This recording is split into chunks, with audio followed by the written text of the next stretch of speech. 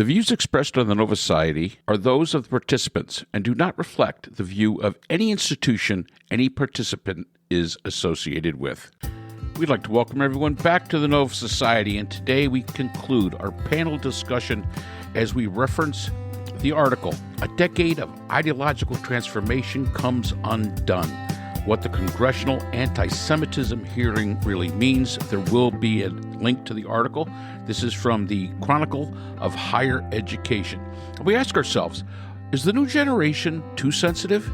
Have we created this situation? Have we lost our sense of humor? And then we look at a conflict that happened in the article, and we ask ourselves, as conflict experts, how would we have handled this situation? So let's listen in. Well, last question going around the group here. Scott and I have discussed before that you would never see a program like All in the Family put on television today. And I came up with a new one as they were talking, Hogan's Heroes. You would never see Hogan's Heroes today. Is it because we've become too sensitive? Is the new generation today, and let's face it, these were popular shows back in, mine and Scott's time. These were popular. They did not offend anybody. We took them for what they were. So if somebody dressed up as an Indian or a Native American or whatever, nobody took great offense to it. It just seems to be the generation today. Is the generation today, because of maybe these indoctrinations, are they becoming overly sensitive to things that really don't matter in the grand scheme of things? No. Okay. Well, that was easy. Yes. It's not. Oh, we have a no, we have a yes. I know, right? It's not necessarily about sensitivity. I think what it is, truthfully, as somebody who came of age after All in the Family did leave air, is that you have access limitations because we didn't have them on video or streaming or reruns necessarily.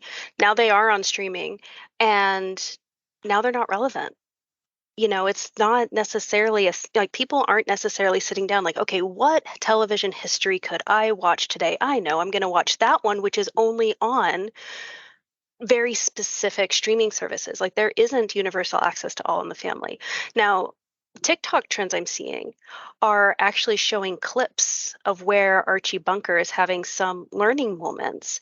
And so they're starting to come back into the awareness that, what Archie Bunker was doing was in a way mirroring the cultural conversation so that we can learn why certain things are okay or not okay. I mean, you figure, I grew up 80s and 90s, and we have, I'm rubbing it in Mark's face, but television was violent. We had news that was violent. We had television, like shows that were violent. They weren't reality because reality wasn't a thing quite yet, but then you get Real World, and now everything is reality fake. But we've had violent video games. It's not about sensitivity. I think what it's more about is how do we get along in a globalized society where we are now being confronted with people who are in fact different than us, and we don't know how to not other them because we have been villainizing them in video games since childhood. Mario told us to go beat up Bowser. Cool. That means everything I don't understand is Bowser. But that takes out the fact that there's a whole journey of getting there and having the learning experience of different people and different cultures. I really do think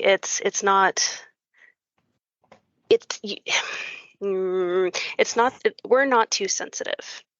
I think more and more we're getting more pissed off and we're getting more and more angry, but we're not too sensitive. We just want people to get along. We want, speaking for myself, I'm going to generalize millennials into my voice right now.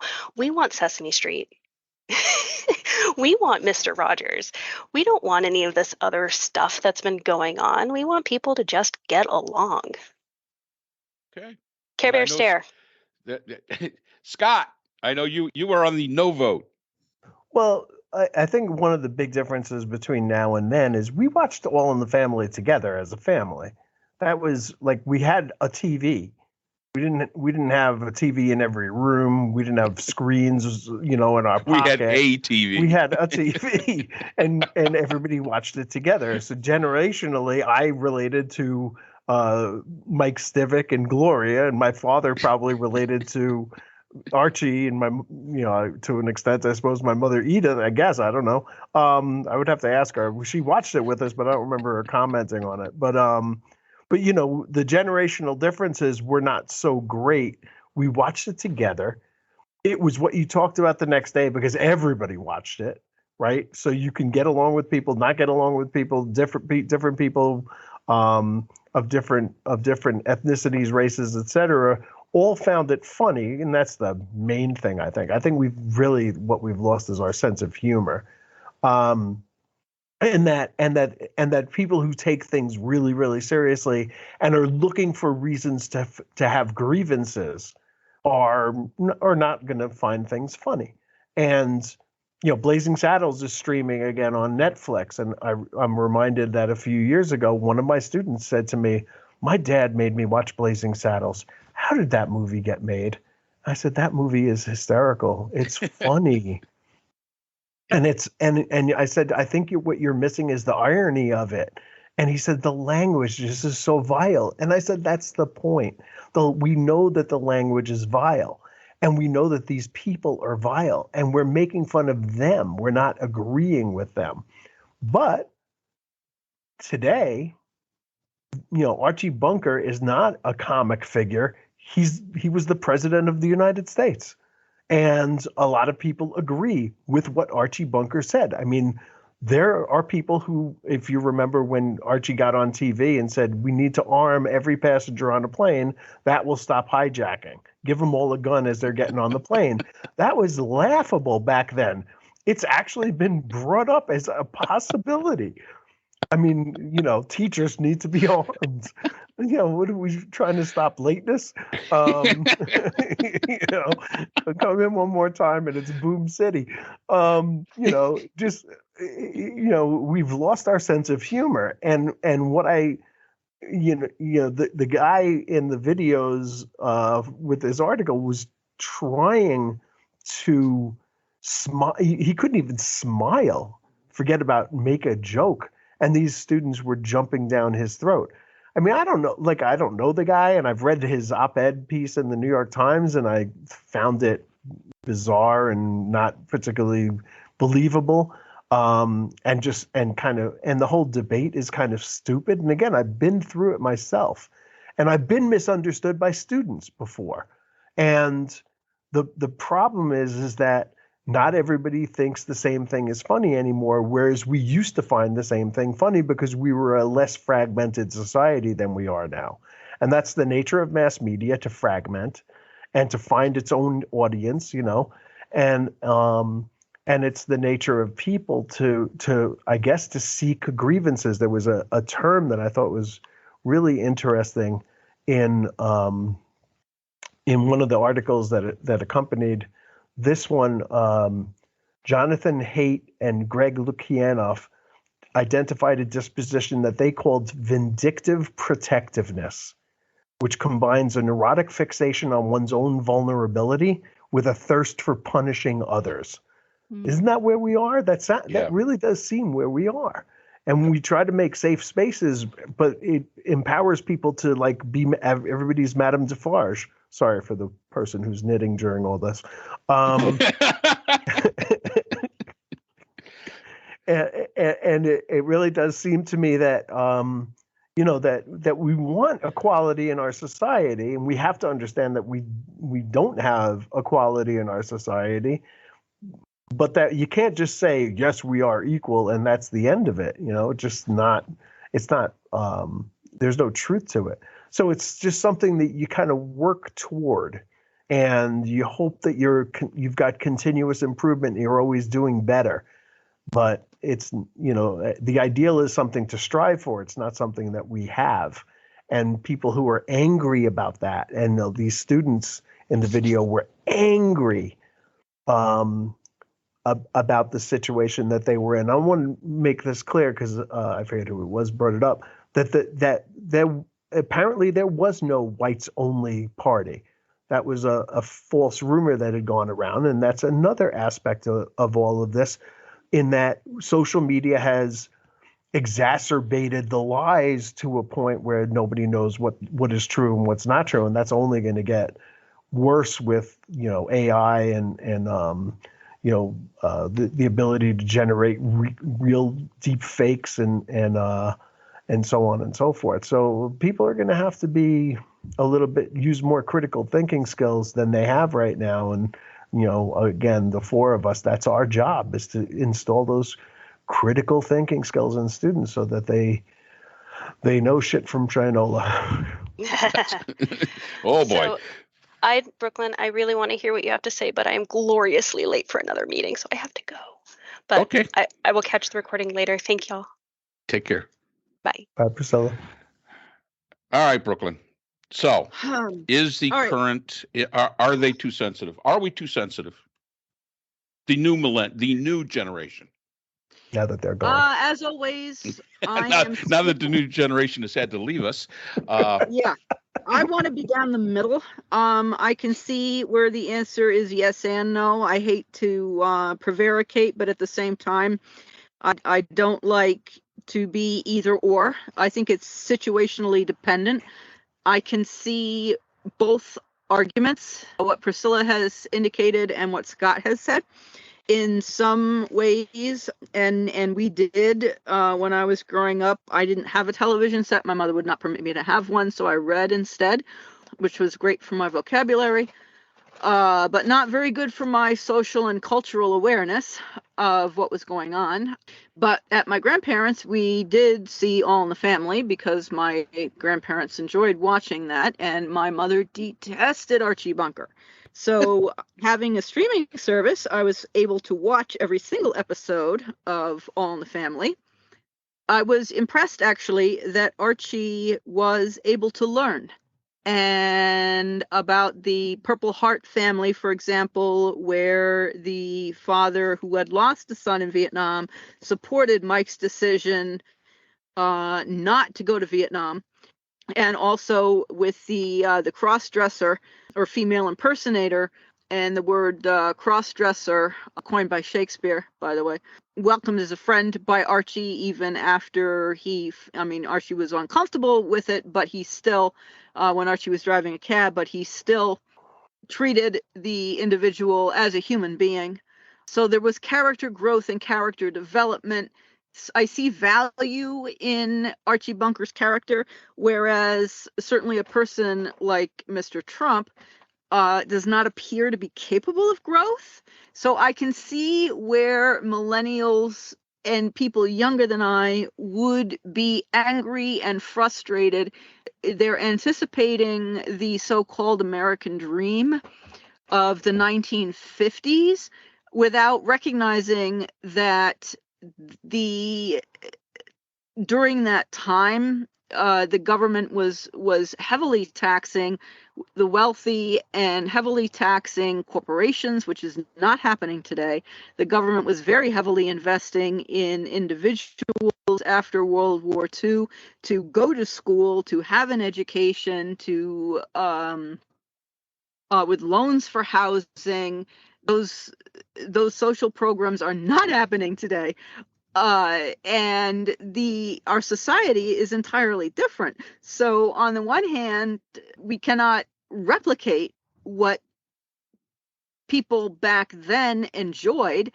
So people feel cheated and marginalized and devalued, and it's very easy to blame it on immigrants because becomes very easy to point the finger at immigrants or at people who are transgender or at people who are same-sex married couples, which is absolute nonsense. At the same time, I can see where being conscious of what one says And I see this also reflected in films. I remember my aunt, my late aunt, who was a linguist, and who spoke fluent Russian, fluent Turkish, fluent French, and so forth, wanted to see Gorky Park, I believe it was, and there was Russian being spoken in it, and she was very disappointed in the film because what was purported to be Russian was just nonsense. It wasn't real Russian. They weren't actually speaking real Russian. And today, including like in John Carpenter's The Thing from 1982, the man is generally speaking Norwegian. And in American German films, the people are genuinely speaking German, like U571. One of the characters a couple of the characters are speaking German, and they're speaking slowly enough that I can understand what they're saying, word for word, and that is German word for word, and it makes sense, and it is real German word for word. So there's been there's more care and attention being paid, I think, in film, for example, to correctness, and just rather than throwing a bunch of stuff together and saying, well, it doesn't matter, nobody's going to understand anyway. So I see some advantage to being sensitive to what the public wants, and if one looks, for example, at the Republican legislature in Ohio, saying, well, we'll hold this election, and then the voters will hold it in August, even though about reproductive rights, even though we passed a law saying that we won't hold any off-term elections, we're going to hold one anyway. And they hold one, and the voters vote to not change the number, the majority of the voters who need to vote on a measure to make it a supermajority. And then the Republicans, they still want to change the law. So now they've got another idea going. This is not representation, this is ruling. And again, there's no sensitivity there. So these are older people, not younger people. So I'm hopeful that younger people are going to be more sensitive. But at the same time, I can see that sometimes there is too much sensitivity, and people do become offended when the intent isn't there. And instead of saying, did you intend to upset me? Because when I hear this, I feel that, because that for my race or my history or my feelings is very hurtful. And if the other person didn't mean it, the other person can apologize. So there's in our conflict, in our studies, right, the intent versus the impact. You assume, or the person assumes, the person who is receiving the communication assumes the intent based on the impact that it had. And instead of asking or saying, when I hear X, I feel Y because of Z, and allowing the other person to say, oh, no, I'm so sorry. I did not mean for you to understand that. Let me apologize. Let me restate that. That's not at all what I meant. I'm so sorry. Please tell me what I did to offend you. Please help me to understand what I should have said so that I don't make that mistake again. More communication and more learning about the other person can happen. Offense is taken, and the listener then attacks the speaker, who has no idea that anything offensive was said in the first place, and now there's a conflict, and nobody even knows how it started. And so the speaker feels attacked, and then attacks the listener, who thinks, oh yeah, I knew that other person was trying to offend me, and then attacks back, and it goes from there. Well, I mean, in the case of the article and the video that accompanies it, the more the guy tries to apologize, the worse it gets because they don't want to hear his apology. Yeah, and there's that too. All they really wanted him to do was go away. Yeah. He had, in their minds, he had failed them, and he had failed them miserably, and he had to go.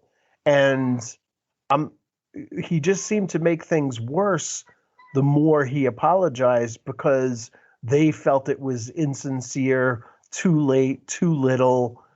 How dare you? And again, the backdrop of a whites only party that didn't apparently exist or probably didn't exist. I'm not really sure. It says that there was no evidence that there was one. That doesn't mean that there wasn't one. Would obviously make it a more sensitive issue, but all this guy is trying to do is say, I think that you're grown up enough to do this on your own. That's all I was saying. I wasn't giving permission for white supremacists to parade around in blackface or Nazi uniforms. I wasn't doing that at all. All I was saying was that I felt the school overstepped by giving you guidelines because you know the guidelines and I trust you. And, it got thrown in his face. I remember Gorky Park, by the way, and the weird choice that William Hurt made playing a Russian guy with an a fake, really bad English accent. I mean, bad is bad, and there's a big difference between All in the Family, which was great, at least for a few years, it might have jumped the shark at some point, and Gorky Park, which is just bad cinema, poorly done, and poorly cast. I don't need authenticity to the point where, like, if somebody is speaking Norwegian, I'm probably not going to know the difference between that Russian, Hungarian, or anything else. But I do need it to be entertaining for it to be a movie or a TV show. Right. And just to push back a little bit on some of this, Brooklyn, you make some very good points. Unfortunately, we are not in the classroom. This is real world. And some of those things that we try to say, well, if we do this and if we do that, yes, that looks very nice in a book. But the fact is we're dealing with real people. And sometimes there is no such thing as a right answer. And in this article, it basically has this person, there was no right answer that he could give. And that is the issue that they run into. To the idea of Archie Bunker and all the rest of it. Archie Bunker was funny because we understood it. It was the time that we lived in. That's like if you watch Monty Python today. It probably isn't as funny to people of this generation as it is to us because they dealt with the timely issues that were that were at the time that it was made. So again, we can relate to Archie Bunker and we can say, yeah, it was funny back then, but just that kind of format would not be probably acceptable today. Some people, and I'm totally in agreement with Scott, I think they have become a little too overly sensitive.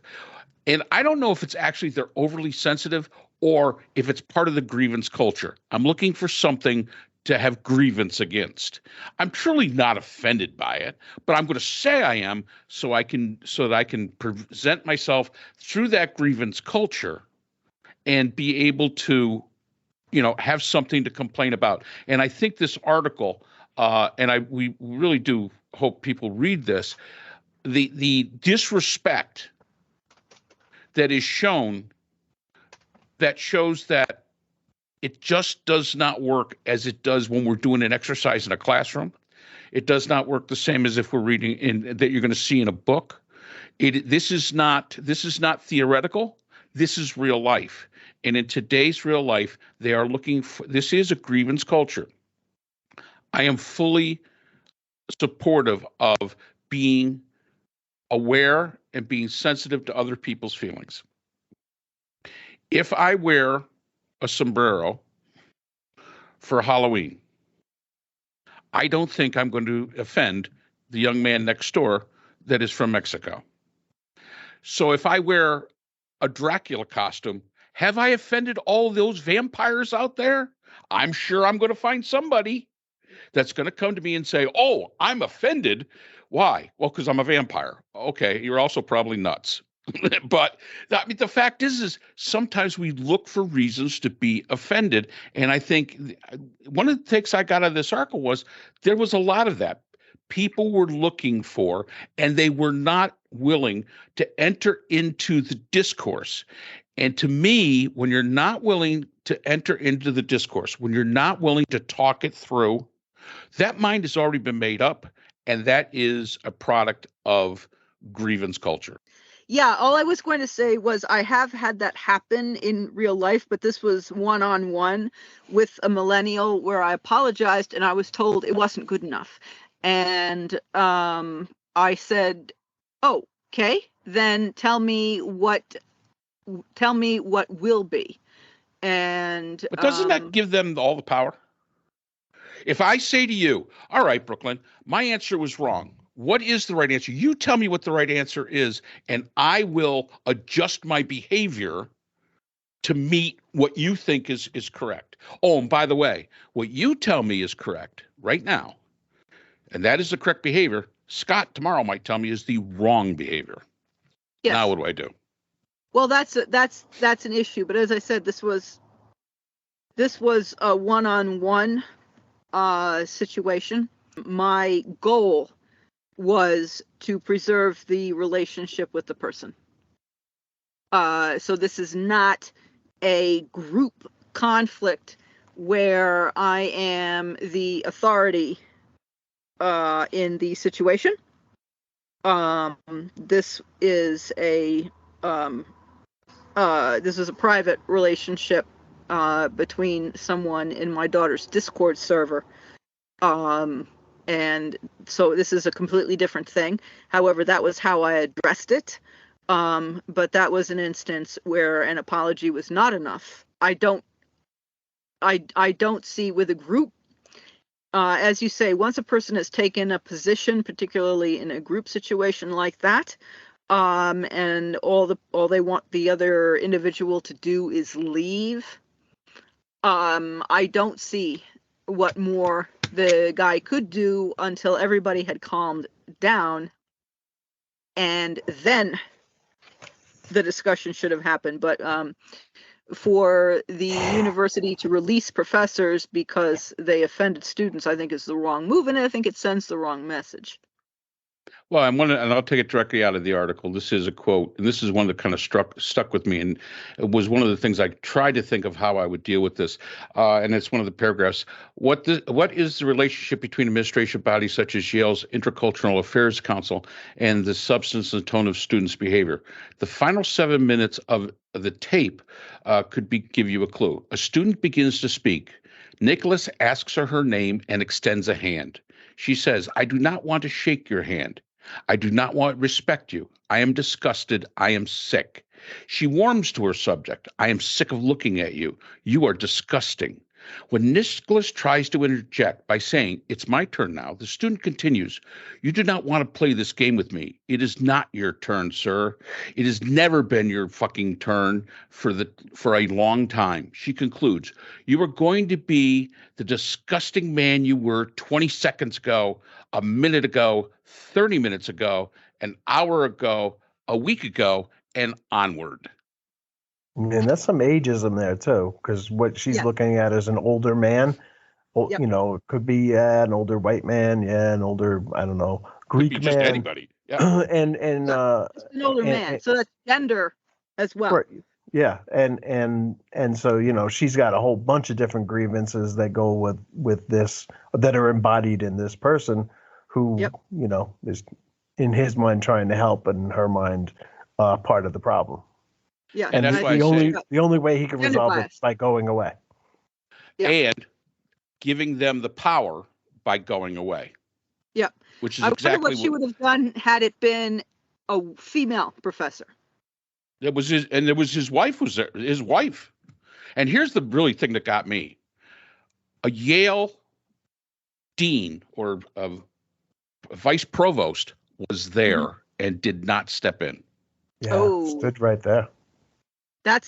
Was standing right there and did not step in. Why? Because they treat them as customers, not students. Yeah, see, that's When leadership doesn't step in, that's a problem. Yep, absolutely. All right, guys, that's about it for today. Yeah, this will be all right. We'll get better at this interaction thing. All right, good fun. You guys take care. We'll see you next week. Yep, you too. Thanks. Right. So that's all the time we have for today's episode. The Nova Society is a production of the Phoenix Research Institute. We'd like to thank our sponsor for this week's episode, the Phoenix Research Group, an independent research consortium offering social issue solutions to NGOs and international government agencies through multidisciplinary, nonpartisan, and unbiased research. We'd also like to thank our podcast partners, Buzzsprout, who hosts the Nova Society, Audacity, our editing partners, Podkite, who does all our analytics, iHeartRadio, where people get their music and podcasts, Apple iTunes, the largest source of music and podcasts on the internet, Spotify, the most popular source for the Nova Society.